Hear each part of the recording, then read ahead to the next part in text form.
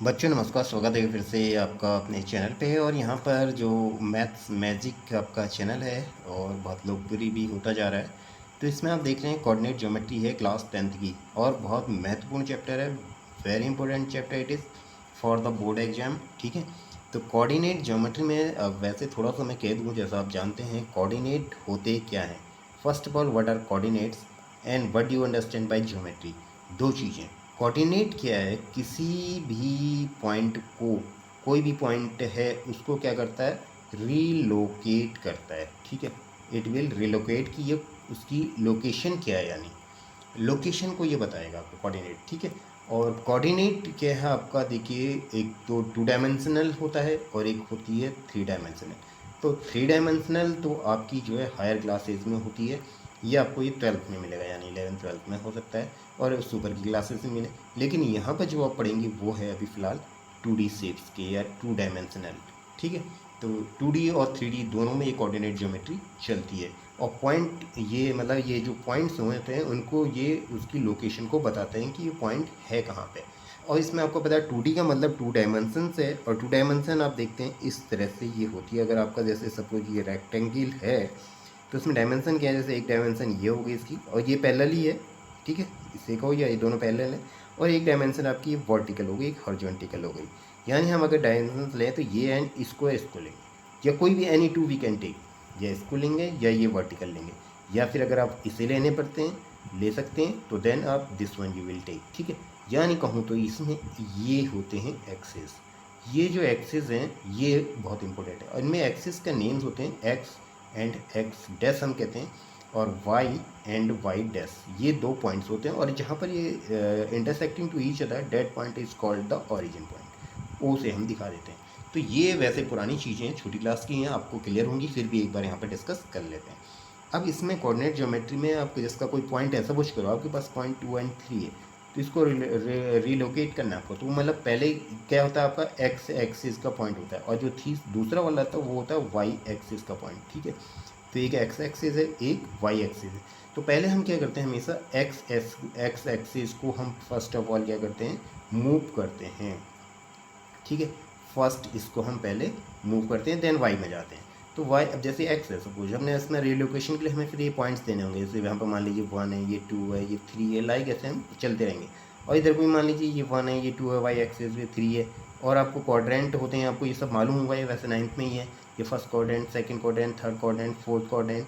ठीक है, अब जैसे पॉजिटिव हैं तो दोनों इस फर्स्ट क्वाड्रेंट में आएंगे, फिर नेगेटिव एंड पॉजिटिव तो सेकंड में, थर्ड में नेगेटिव नेगेटिव, फिर इसमें फर्स्ट पॉजिटिव फिर नेगेटिव। से ये तो अब ओल्ड थिंग्स हैं, ज़्यादा डिस्कस नहीं करना, लेकिन एक बार आपको बोल दे रहे हैं। तो ये क्योंकि क्वेश्चन में आता है, ठीक है। अभी तो मैं जो बताना चाह रहा हूँ अदर थिंग है, question I am not telling this time.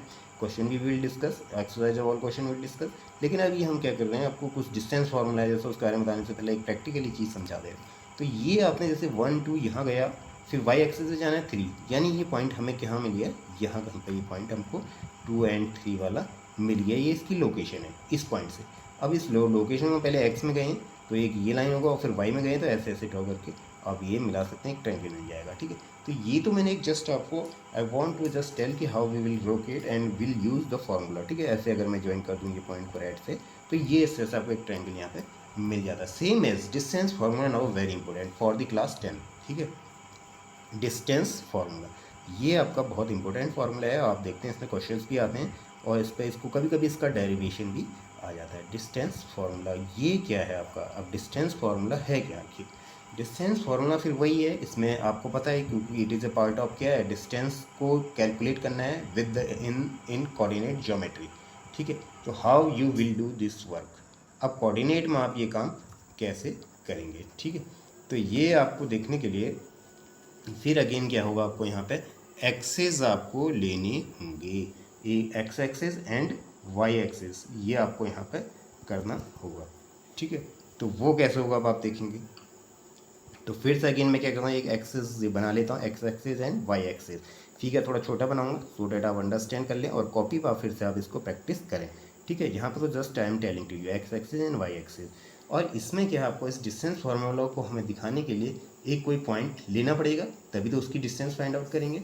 ठीक है, तो हम एक यहाँ पर ले लेते हैं, जैसे कोई पॉइंट ले लेते हैं। यहाँ पर मान लीजिए कोई पॉइंट है, यहाँ पे P एक पॉइंट है और एक पॉइंट है Q। ऐसे ये इन दोनों का हमें डिस्टेंस ये निकालना है। सपोज ये डिस्टेंस निकालना है, इन दोनों पॉइंट्स के बीच की डिस्टेंस क्या है, जैसे मैं मान लो अगर डी है तो ये डी कितना होगा ये हमें निकालना है। अब भाई वो कैसे निकलेगा, क्योंकि it is a part of coordinate, तो इसके कोऑर्डिनेट हमें दिए होंगे। जैसे हम मान लीजिए, क्योंकि कोऑर्डिनेट डिफरेंट होते हैं, x1 y1 करके मान लेते हैं, और इसके कोऑर्डिनेट मान लीजिए x2 y2।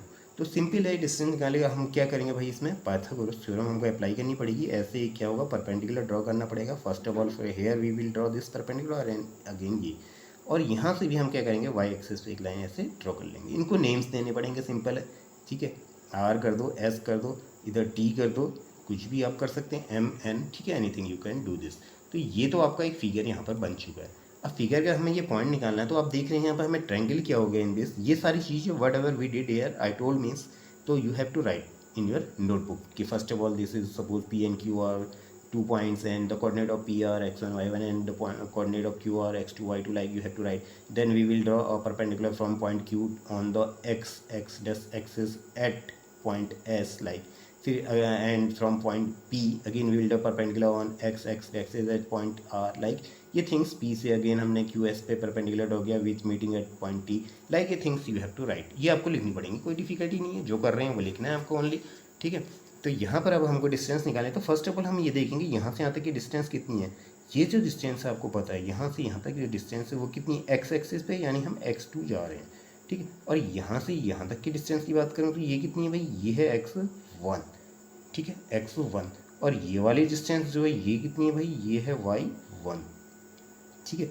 और यहाँ से यहाँ तक की जो डिस्टेंस है ये कितनी है भाई, ये है y2, ऑलराइट। तो ये तो आपकी डिस्टेंस है। अब मैं अगर RS को निकालना चाहूँ तो आप देख रहे हैं पूरी यहाँ से यहाँ तक कितनी है x2 और यहाँ से यहाँ तक कितनी है x1, तो ये कितनी हो जाएगी x2 माइनस x1। थोड़ा स्मॉल हो जा रहा है, आप समझ लोगे, ठीक है, x2 माइनस। और ऐसे ही अगर मैं इस डिस्टेंस को निकालना चाहूँ, आप पूरा देख रहे हैं यहाँ से यहाँ तक कितना है y2, यहाँ से यहाँ तक कितना है y1, तो बचा कितना ये जो डिस्टेंस रहेगी ये हो जाएगी y2 में से y1 को आप सब्सट्रैक्ट करेंगे तो बीच की निकल आएगी। अब हम क्या करते हैं, देन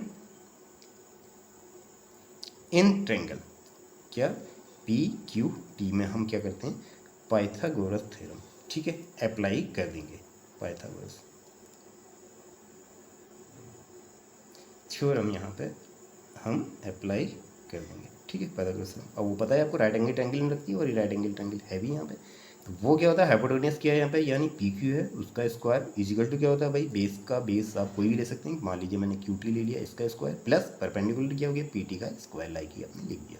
अब पी क्यू मैंने जैसे यहाँ पे माना हुआ है डिस्टेंस डी करके, तो इसको लिख दूंगा D square equal to Q T कितना है भाई, क्यू टी ये डिस्टेंस है आपकी, ये कितनी है y2 माइनस y1 है, y2 माइनस y1 का होल स्क्वायर।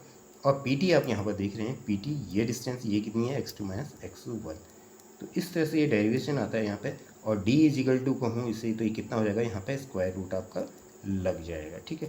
तो ये हो जाएगा y2 माइनस y1, इधर हो जाएगा प्लस का whole square x2 minus x1 का whole square.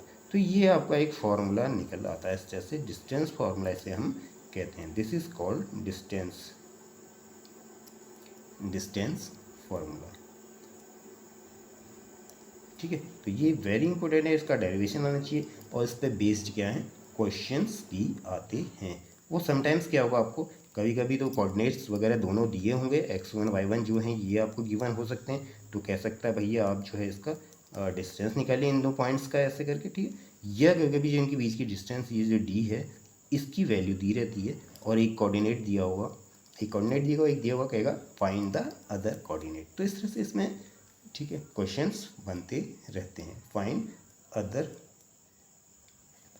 Point of coordinate, तो ये क्वेश्चंस आपके इस तरह से यहाँ पे बनते रहते हैं, ठीक है बच्चों। तो इस पर आप ध्यान देना, बहुत इंपॉर्टेंट है ये, और आपको यहाँ पर समझ नहीं आए कमेंट्स भी आप कर सकते हैं, और जैसे जैसे आप चैनल फॉलो करेंगे और इसको सब्सक्राइब करेंगे तो आप देखेंगे आपको न्यू न्यू थिंग्स मिल रही हैं और बिल्कुल प्रैक्टिकली मिल रही हैं।